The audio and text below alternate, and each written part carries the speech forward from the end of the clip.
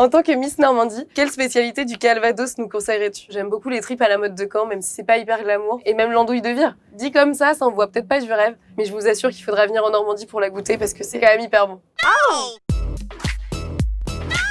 Tu as été très à l'aise lors de ta présentation de Miss France. Tu nous montres comment tu te présentes à la boîte à questions. Je m'appelle Amandine Petit, j'ai 23 ans et je suis étudiante en Master 2, Management des établissements et structures gérontologiques. Même si depuis peu, une baguette magique m'a permis de dérouler ma vie plus ou moins autrement. Mais pour autant, j'en oublie pas l'essentiel. Mes études, je compte bien les reprendre à la suite de cette merveilleuse aventure de Miss France. 3 critères pour être une bonne Miss. Simplicité, authenticité et beaucoup de bienveillance. C'était comment de défiler face à une salle vide? J'ai fait aucun plateau télé auparavant, donc défiler devant une salle comble, je ne connais pas quelle est la sensation. Au début, ce qui était particulier, c'est qu'on avait l'impression d'être en répétition. Et puis rapidement, quand on a eu le top 15, on s'est vite rendu compte que non, on était bien en direct. Tu nous montres comment ça défile une Miss.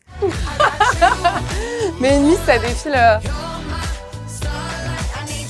Ça défile avec beaucoup d'assurance, surtout un grand smile. Il faut faire ça au second degré. Peux-tu nous parler de ta rencontre avec Malika Ménard, Miss France 2010? Avec Malika Ménard, on s'est rencontrés dans le centre-ville canet. Je suis allée la voir parce que voilà, j'en suis hyper fière d'avoir une Miss Normandie. Malika m'a posé la question de savoir si je souhaitais participer à Miss France. Elle m'a permis de me faire mes premiers pas puisque c'est elle qui m'a inscrite la première fois. Je pense que si je n'avais pas croisé Malika Ménard, je me serais jamais présentée à Miss France puisque je n'aurais jamais eu, je pense, l'audace de me présenter par moi-même. Comment on se sent quand on passe de l'anonymat à la célébrité en si peu de temps? Je pense qu'il faut prendre les choses avec beaucoup de recul. Et quand les gens viennent et me tapent sur l'épaule en me disant « C'est vous Miss France ?» Ça me fait extrêmement plaisir. Quelquefois, j'ai envie de leur répondre « Non, c'est ma sœur jumelle, je vous assure que... » Ça me fait trop rire. On devient une personnalité publique, mais en fait, on reste soi-même. Quelles sont les valeurs que tu voudras défendre cette année? La cause qui me tient à cœur, ça va être la maladie d'Alzheimer. C'est une maladie dégénérative qui touche actuellement un grand nombre de personnes. C'est une maladie qui affecte aussi tout un entourage de personnes, de proches aidants, comme on les qualifie, qui sont fortement affaiblis et qui vont quelquefois être très peu pris en compte. Psychologiquement, c'est extrêmement difficile à maîtriser. Il paraît que la partie préférée de ton corps, c'est ton nombril.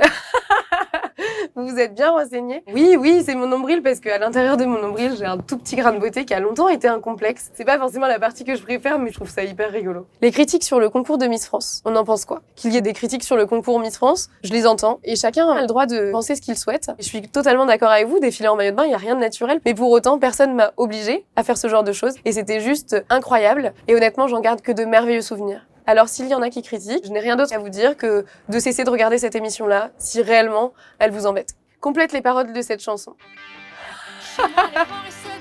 Et les foie grattent le ciel.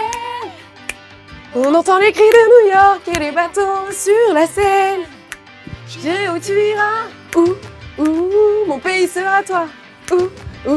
C'est facile de rester en couple quand on devient Miss France. On m'a mise en garde sur le fait que de nombreuses Miss avaient pu avoir cette fameuse malédiction. Je pense que tout peut changer, je ne sais pas, je vous donne rendez-vous dans un an pour pouvoir voir comment ça peut se passer. Et même s'il s'agit d'un petit jardin secret, je pense qu'une vie de couple en étant Miss France, pourquoi pas. J'irai où tu iras.